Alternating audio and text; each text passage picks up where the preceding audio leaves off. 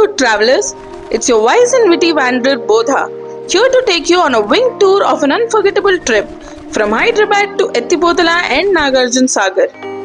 Buckle up folks, because this adventure has everything: waterfalls, temples, monkeys and even a double-decker boat ride. Let's dive right in. We flapped from Hyderabad at 7 am bright-eyed and bushy-tailed. Okay, not bushy-tailed, but you get it right.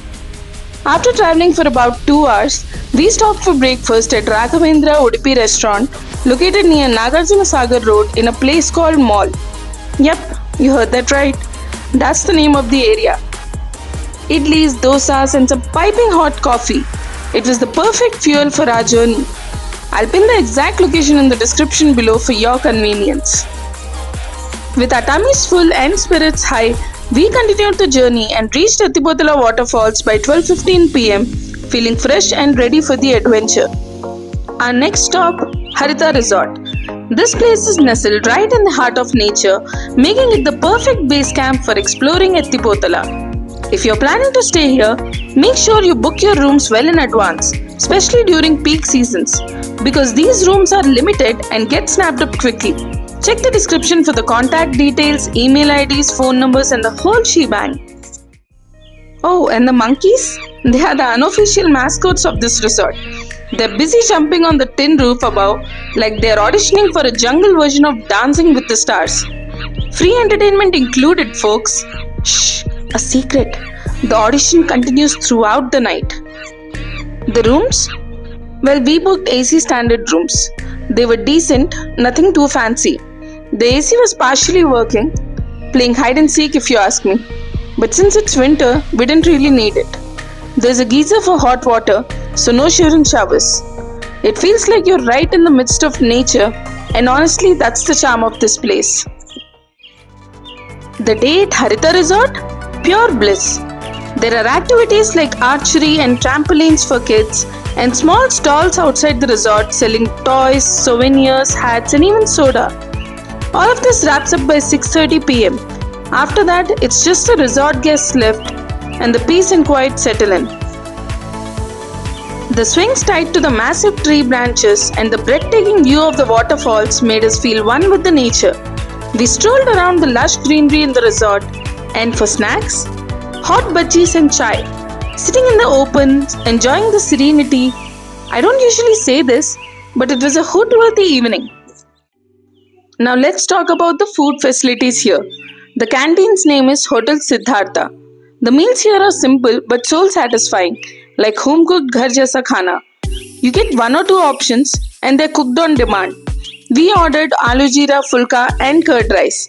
It's not 5-star dining, but who needs that when you've got flavor? Just a heads up, the canteen closes by 7:30 pm and the lights go out by 9 pm. After that, it's all quiet with just sound of waterfalls in the background. It's peaceful, a little spooky, but mostly serene. Next morning, bright and early at 6:30 am, as the first rays of the sun started pouring in, we set off for the temples of Ranganatha Swamy and Dattatreya Swamy in the vicinity of Ethipothala Waterfalls. There's a side gate near the main entrance that takes you closer to the flowing water, where we sat and soaked in serene vibes before trekking a little into the forest to visit these temples. A quick tip: descending those stairs in dark is not advisable. There might be snakes lurking around, and you'll definitely encounter a troop of curious monkeys ready to snatch anything shiny. Keep your mobile tucked away, folks. Well, that's the whole reason why we couldn't get so much of footage for these temples. Did you know Ethipothala's real name is Ethipothala, meaning the place where sages performed penance?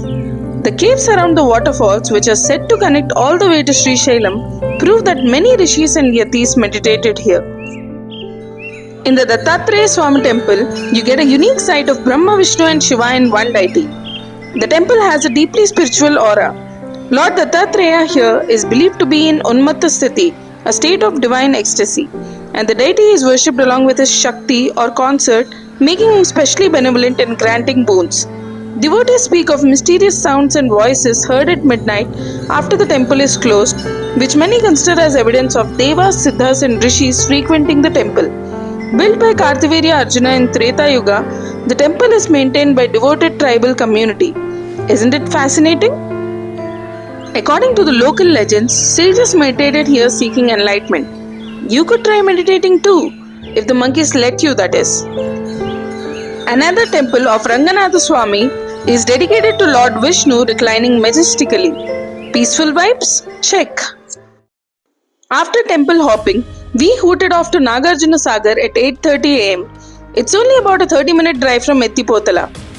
The first stop we encountered was Nagarjuna Sagar Dam Viewpoint. Did you know this is India's second largest dam and the highest masonry dam in the world? It's been around since 1967 and played a major role in India's Green Revolution. Standing there, admiring the dam, I couldn't help but marvel at this engineering wonder. By 9 am, we reached the Telangana boating point at Haritha Vijaya Resort. After a quick breakfast buffet, we made our way to the ferry ticket counter. Remember, it's crucial to get there before 9:30 am to avoid missing the first boat. Otherwise, it's a long wait for the next one. We hopped onto a double-decker ferry big enough to fit 200 people and set sail for Nagarjuna Konda. This island once housed Nagarjuna Vidyapith, one of the ancient universities of India. The 40-minute ride was calm, the water was serene, and the views absolutely stunning. At Nagarjuna Konda, we visited the museum run by ASI or Archaeological Survey of India. It's the second largest island museum in India, just after the one in Andaman Cellular Jail. This place is a treasure trove of history. Ancient Buddhist relics, intricate sculptures, and fascinating artifacts from the Shatvahana dynasty.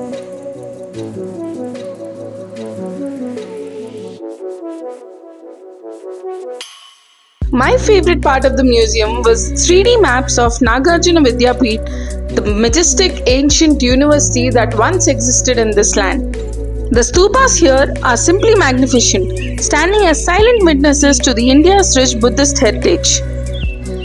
It took us around 2 hours and more to see the entire museum and explore the whole island. It might take some more time to you if you are a history buff or are into research. By 1:40 pm, we boarded the ferry back to Nagarjuna Sagar, feeling enlightened and with camera rolls full of memories. We stopped for lunch at Hotel Vijaya Vihar, but honestly, it was a bit of a letdown, overpriced and underwhelming. On the way back home, we turned the car into a concert stage with a game of Antakshari.